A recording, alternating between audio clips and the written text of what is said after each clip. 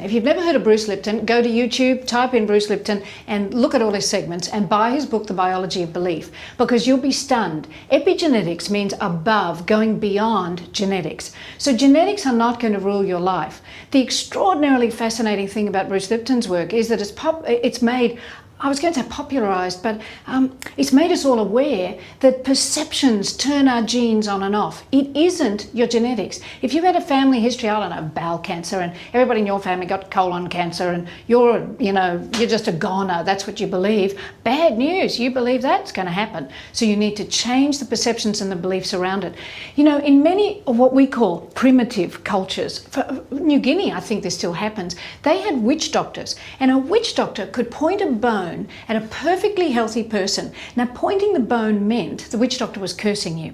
And do you know, perfectly healthy people, young, perfectly healthy people, would die within 3 days of a witch doctor pointing the bone at them because they believed that they'd been cursed. It is absolutely critical that you understand perceptions rule the world, not reality. We don't see reality. We perceive and judge everything. We don't see, we perceive and judge. And it's the story we tell ourselves about what we just saw. You have to understand that if you stood in front of your team and you did exactly the same thing in front of all of them, you would have, let's say, 20 people in the room. You had 20 different perceptions of what went on. There would be 20 different stories being told about what you said, even though you said exactly the same thing to all of them.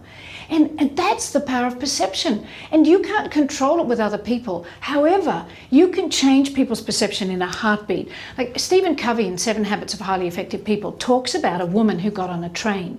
Now, she had a long day, she's going home, she just wants to sit quietly. A man gets on this train, he has 3 small children, and the children are running amok in the train.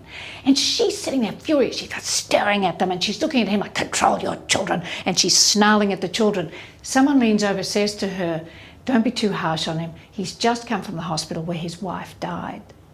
In a heartbeat, this woman changes her behaviour. She looks at him with compassion. She starts to play with the children.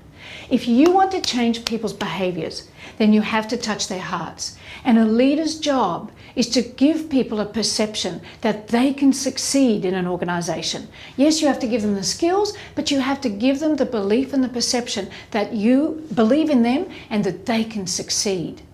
Now, in terms of perceptions and perceiving, the trick is to stack. You've got to stack if you want to change people's perceptions. You have to tell them a story. You have to tell them a story that's relevant and poignant and touches their hearts. Oh, anyway, I can't spell. So if you touch their hearts, they're going to change their behaviour, just like the woman in the Covey story. And this is critical. You have to give them an aha moment.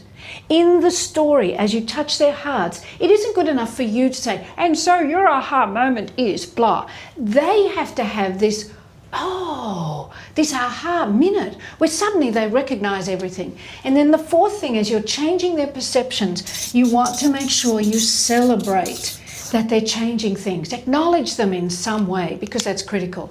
See, what you want to look for are bright spots in people.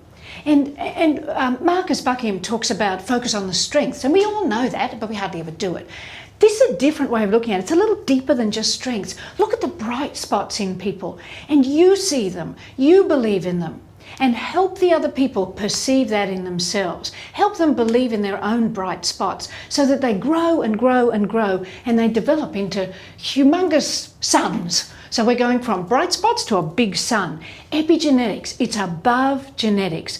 We can control things by changing our perceptions. A great leader will help people change their perceptions so they see themselves in terms of potential. They see that they can be a sun, not just a bright spark.